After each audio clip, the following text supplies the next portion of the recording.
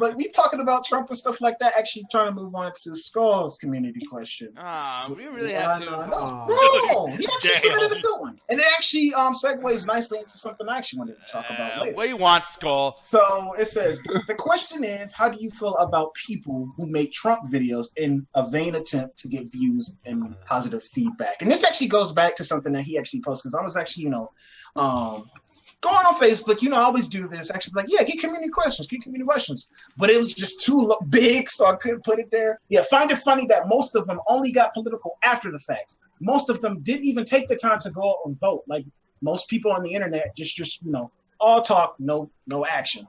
So that's what he's just saying. Like, how do y'all feel about people making Trump videos in a vain attempt to get views and positive?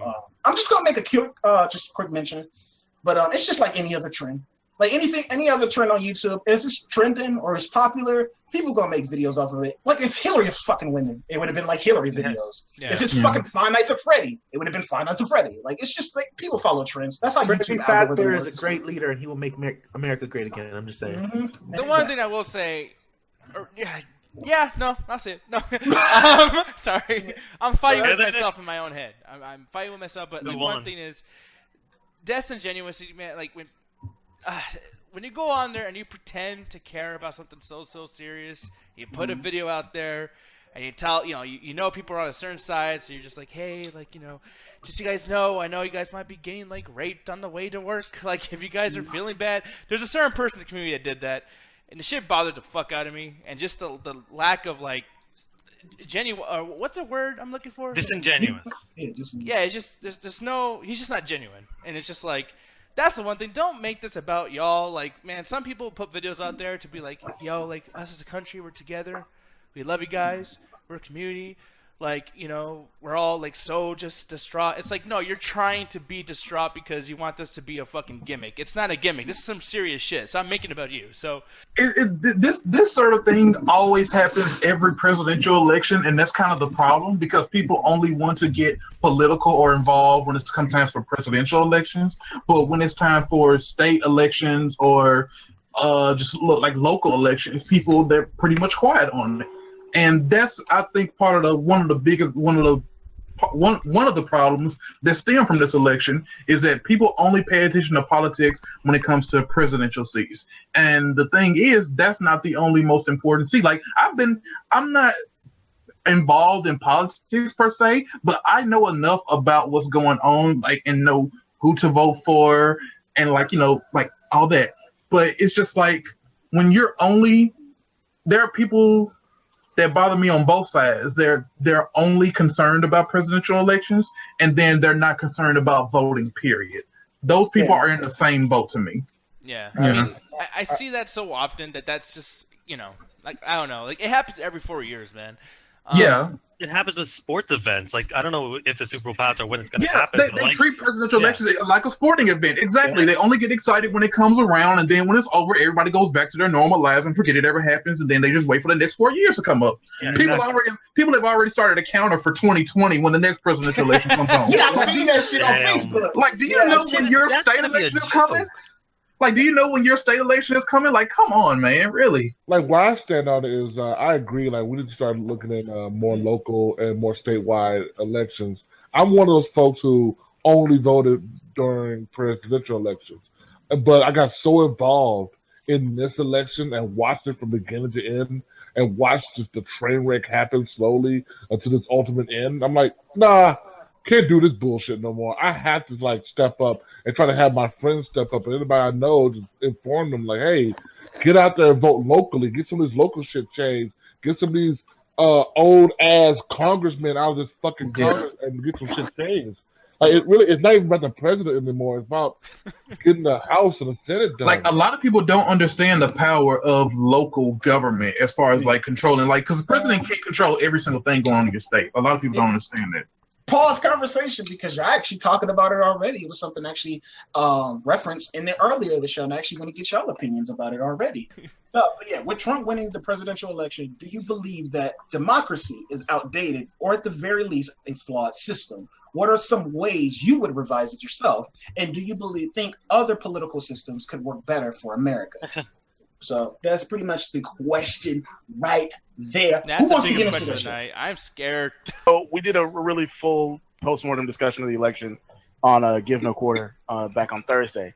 But the short version is, essentially, I've never really believed that democracy is the best way to handle the American people in the modern age because, frankly, too many people have too much control over how things are governed, and not enough of them care enough to get the information necessary to make a smart choice.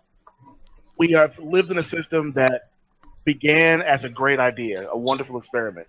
But time and time again, we are shown around the world that there are some things that need to be out of the hands of the common person. And there are some things that should always be in the hands of the common person. I believe in personal freedoms.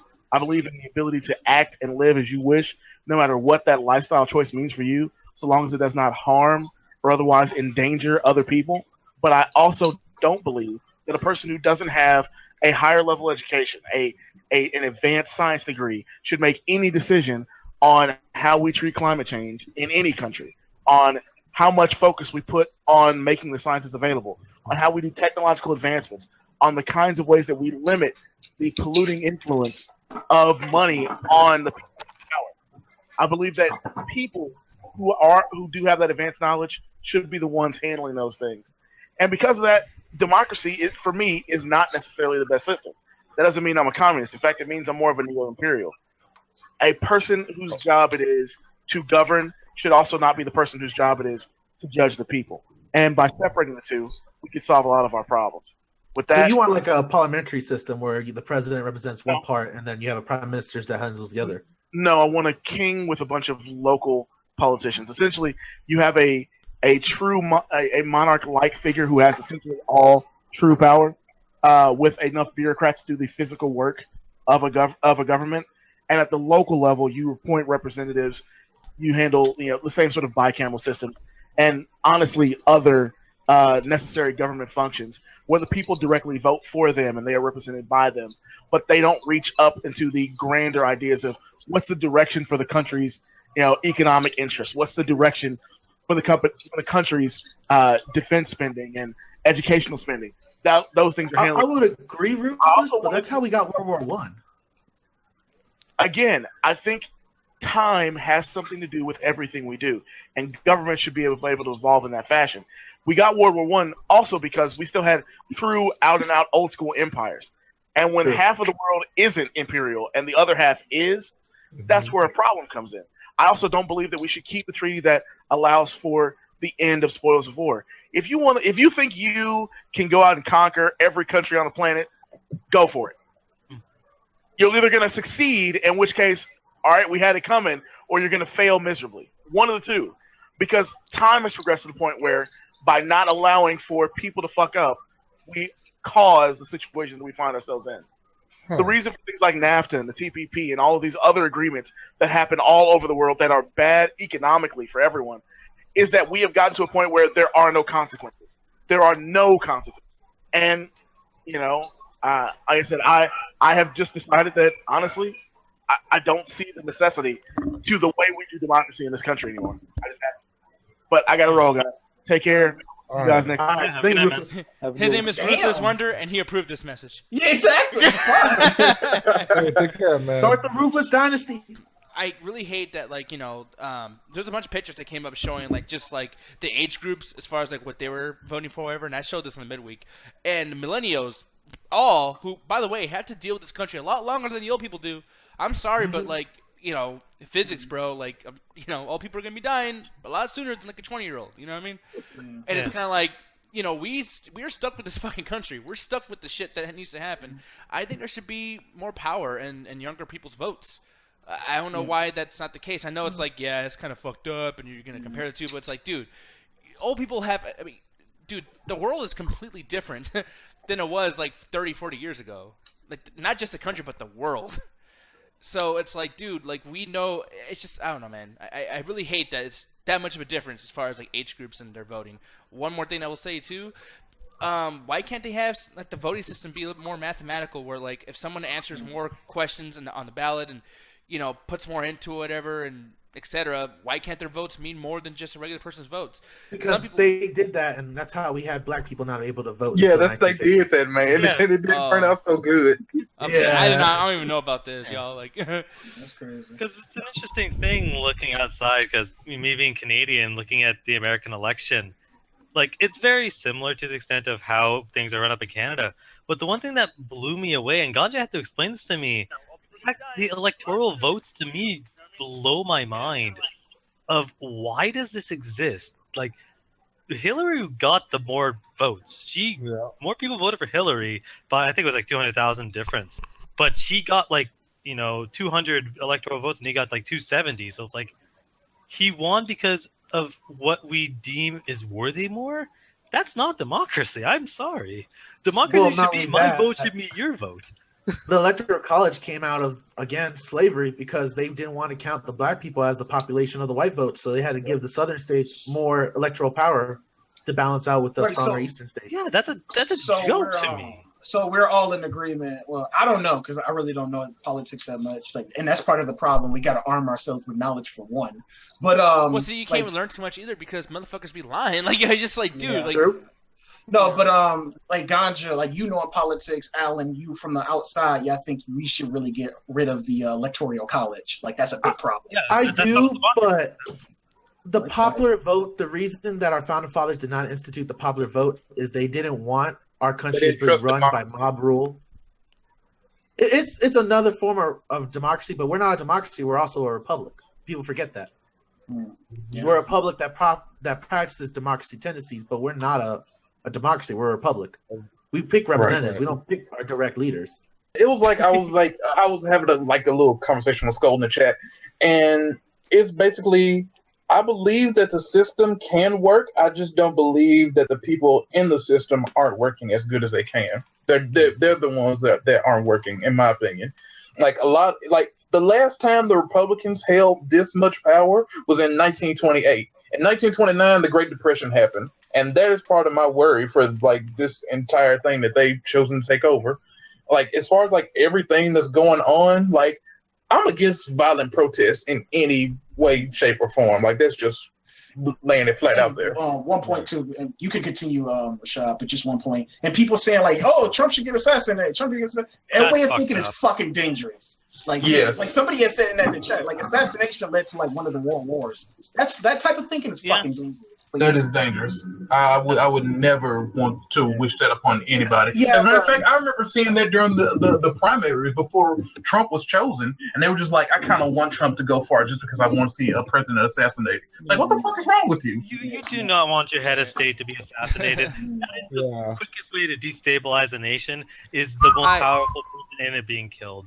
Yes. That's the thing. It's just like, I don't know, man. It's just, this conversation, like, because... It's just as crazy, man. Like I don't know what to even say to the fucking because it's like it's crazy. Like the way it is now, I just think we need to abolish. We need to abolish this whole. I want to say abolish this whole two-party system. I hate the two-party system. It's ridiculous. It's just like this bullshit with like, oh, we have Obama in office. He's trying to get some things done. Oh well, since we're Republicans and we control the House and the Senate. Fuck you, Obama. We're just not going to let anything go by because we want to make sure our people get in. And that's allowed. Nope. Nope. Not only is it allowed, it's actually one of the pillars of our government, checks and balances. Yeah. And it sucks, but it's bullshit because they exercise it then. But I think that if we were to reset our Congress and Senate, just reset it. Like the next election, all right, none of you motherfuckers who are already here could be here.